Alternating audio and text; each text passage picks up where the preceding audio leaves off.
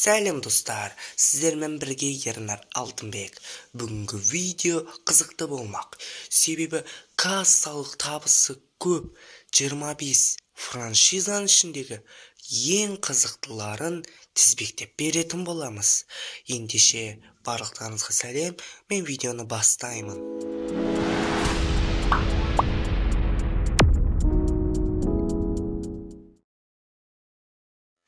Негізінен фильмнің қалай бұл жерге кіргенін білмеймін, әйтеуір фильм өте қызықсыз. Тіптен ең жоғары балл жинаған және де ең алғашқы фильмі болған Сумеркидің өзі бар жоғы 59%-дай ғана жинаған. Бұның өзі тым нашар, ал кино франшизаның өзі 52% болып біздің соңғы орнымыздан көрінді.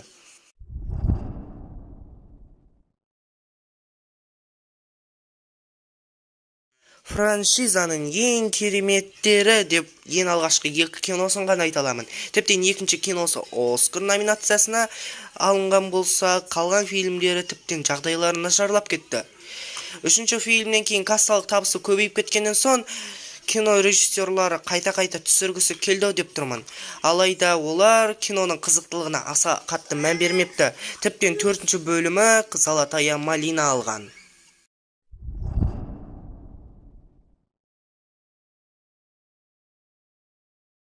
Бұл кинофраншиза 20 жылдан уақыт шығып келеді. Алайда уақыт өткен сайын кино көп ақша жинағаннан өзін ұстай алмай тым нашар фильмдерін түсіріп кетті. Соның салдарынан көптеген көрермендерінен айырылды, франшиза қызықсыз болып кетті.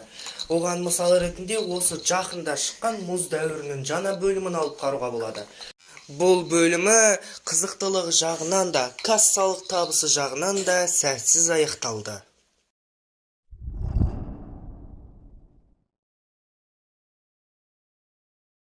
Мың 1993 жылы Мир юрского периоданың трилогиясы шыққаннан кейін ары қарай жалғастырмай-ақ қоюға жетеді.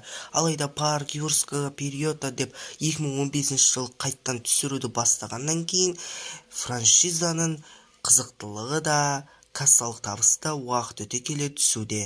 Сол себепті франшиза соңғы орындарда көрінді.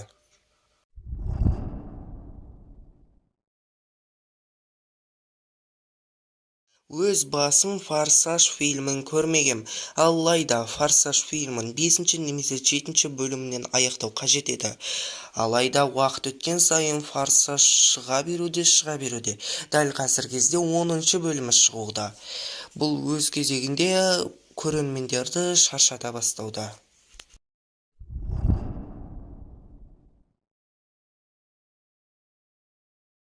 DC кино ғаламы, Marvel кино ғаламының жолын қуғысы келгенімен, дәл қазір кезде жағдайы тіптен қиын. Әрбір шығарған кинолары сәтсіз аяқталуда. Алайда өздерінің көп фильм шығаруының арқасында осы кассалық табысы көп франшизалардың қатарына кіре алды.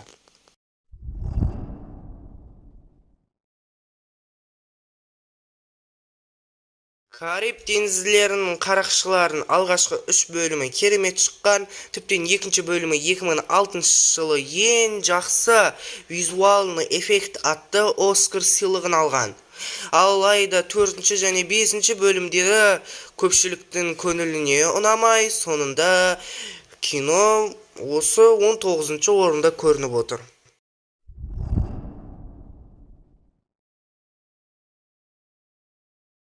Мультфильм орташа баға алғанымен, көрермендер арасында кассалық табысы көп болды. Және де Оскарды да алды. Шамасы қалай Оскар алу кереккен осы мультфильмнің режиссерларынан үйрену керек сияқты.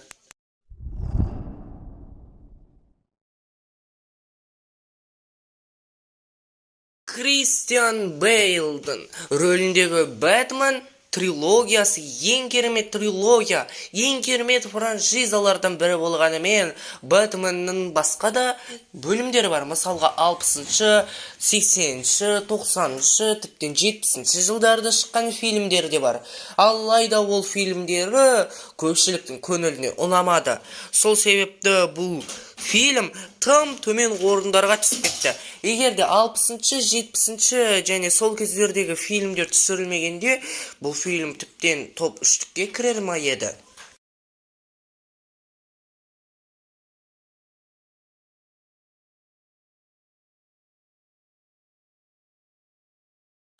Тор алғашқы және екінші, онымен бірге жақында шыққан 4-ші бөлімдерінің барлығы аз бағалған емен, 3-ші бөлімі жарады.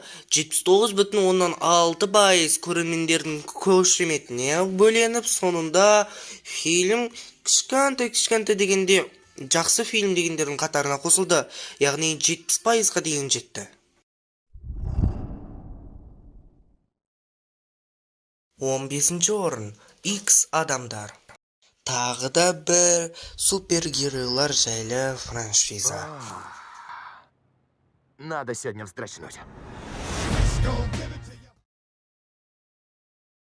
Шамамен Джеймс Бонд 60 жыл бойы түсіріліп келеді, және де 30-дан астам фильм шыққан. Алайда 30-дан астам фильмді бір адам жайлы түсіру үнемі жақсы бола бермейді. Кейбіреулері нашар шығуы мүмкін, кейбіреулері керемет шығуы мүмкін. Алайда 30 фильмді бір адам жайлы түсіріп орташа баға алу, бұл мен керемет деп айтушы едім. Меня зовут Бонд. Джеймс Бонд. 13-ші орын Аш ойындар. Аш ойындар. Орыс тілінен аударғанда Голодные игры. Фильмнің алғашқы 2 бөлімі тамаша шықты, және де жақында шыққан 2 бөлімі орташадан сәл төмен фильмдер болып шықты, және де тағы да жақында 1 бөлімі шықпақшы. Негізінен фильм тұрақты түсірілген, ешқандай да жаман сценалары жоқ, өте жақсы түсірілген деп айта аламын.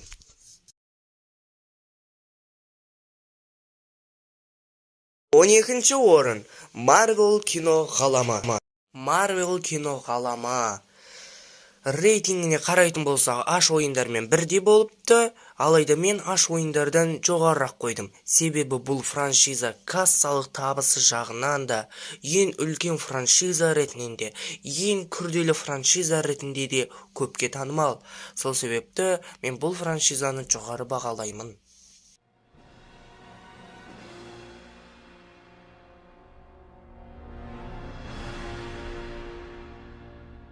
11-ші орын Шрек. Шрек негізінен 2001 жылы ең алғашқы бөлімін шығарып мультфильм тарихын өзгертті. Яғни ең алғашқы графикасы жағынан басқа мультфильмдерден асып түсетін графика жасай алды. Алайда дейтін нәрсе бар, тек қана Шректің алғашқы бөлімін ғана шедевр деп айта аламын. Одан кейінгі қалған бөлімдері уақыт өткен сайын құлдырау үстінде болды. Тек осы жақында шыққан етік киген мысық 2 соңғы тілек деген тағы да біраз хайптың үстінде.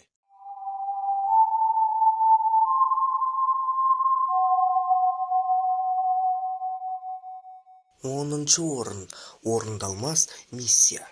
25 жыл уақыт бойы шығып келе жатқан фильмдердің бірі. Алғашқы бөлімдері тым нашар баға алғанмен, 2-ші бөлімі орташа баға алды, ал 3-ші бөлімі және 4-ші бөлімі және тағы да басқа бөлімдері жақсы баға алуда. Соған қарап, орындалмас миссия болашақта бұдан да биік дәрежелерге көтерілетініне сенімдімін. 9-ші орын Арыстан патша. Арыстан патша да кино франшиза ретінде тіркелген. Не себепті? Арыстан патша тек бірақ бөлімді деуіңіз мүмкін ғой. Жоқ, жақында 2019 жылы Арыстан патшаның ремейкі шықты. Яғни бұны да франшиза деуге болады. Онымен бірге Арыстан патшаның мультфильмінің 2-ші және 3-ші бөлімі бар екен. Бұл фильмдер өте нашар бағалған, кассалық табысты өте аз. Сол себепті Арыстан патша да бұл топқа кірді.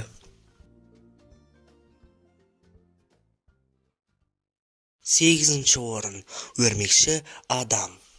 Негізінен өрмекші адам франшизасы 3 түрлі бөліктен тұрады. Олар Сэм Рэймидің өрмекші адамы, жаңа өрмекші адам және де Марвел киноғаламындағы өрмекші адам. 3 франшизада өзінің аудиториясы, өзінің мықты тұстары бар. Яғни ешқайсында жаман деп айта алмаймын. 7-ші орын Мұзды өлке. Франшизада бары Мұзды өлке 1 және Мұзды өлке 2 деген 2-ақ фильм шыққан. Яғни франшиза енді ғана басталған. Сол себепті оның дәл қазір кезде орны тұрақсыз. Алайда осы 2 фильмнің өзін бұлай есептеп алған уақытымызда осы орынды алыпты. 6-ші орын Сиқырлы әлем. Гарри Поттер әлемі, яғни сиқырлы әлем.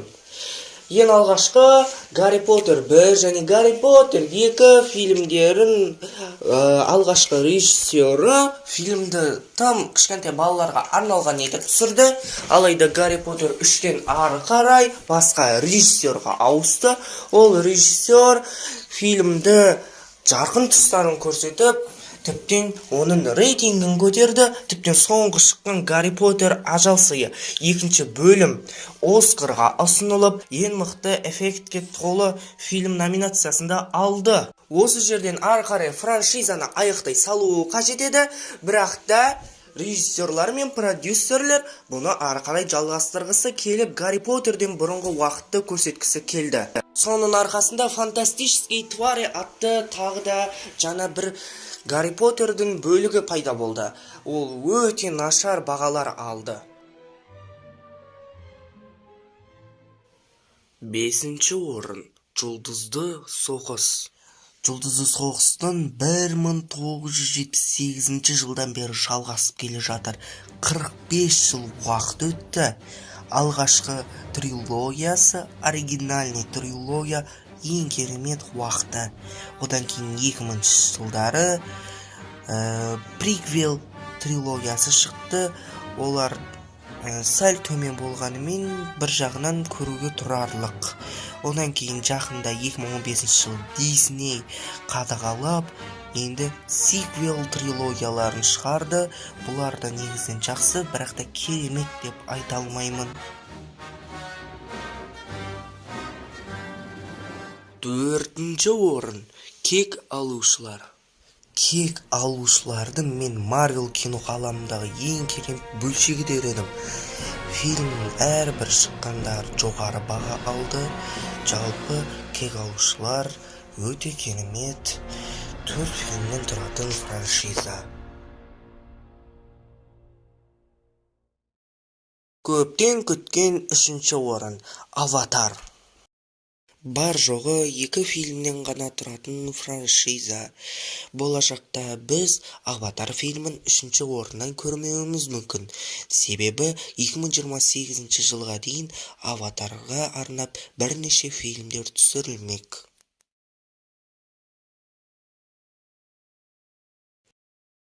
2-ші орын Ойыншықтар хикаясы. Көпшілікке танымал Ойыншықтар хикаясы атты мультфильм.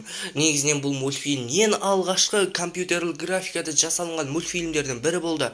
Ең алғашқы бөлімі 1995 жылы шығып, Оскар сыйлығын алды.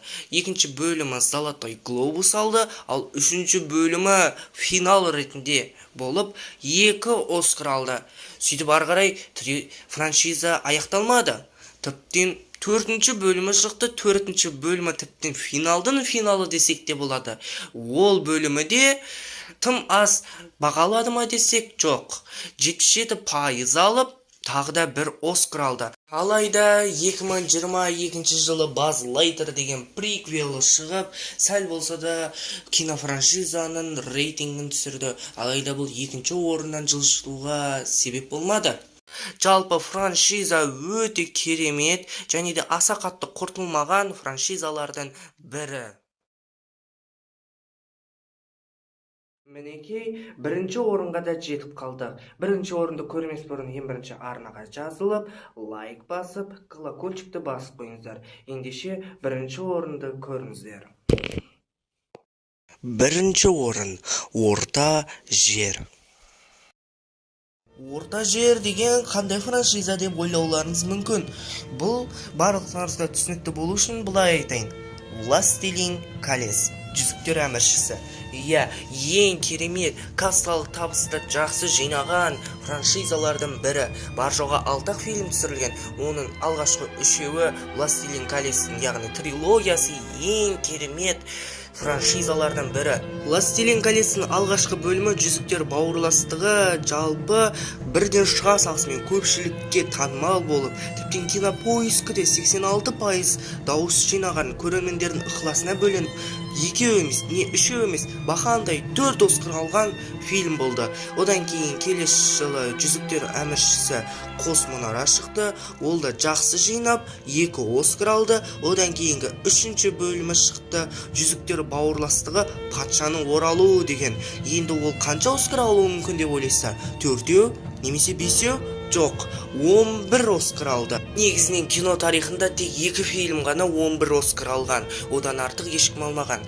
Оның біріншісі Титаник фильмі болса, екіншісі дәл осы жүзіктер әміршісі патшаның оралуы. Дәл осылай трилогия өзінің мәресіне жетті. Одан кейін приквелі болып табылатын Хоббиттер трилогиясы шықты. Олар ешқандай да Оскарға ұсынылмағанымен, ол да жақсы дауыстар жинады. Аркетсе 80%-ын ар жақ бер жақтарында жинады. Одан кейін дәл қазір кезде жақында Властелин колецтің тағы да жаңадан фильмдері шығады деген сыбыстар таралуда.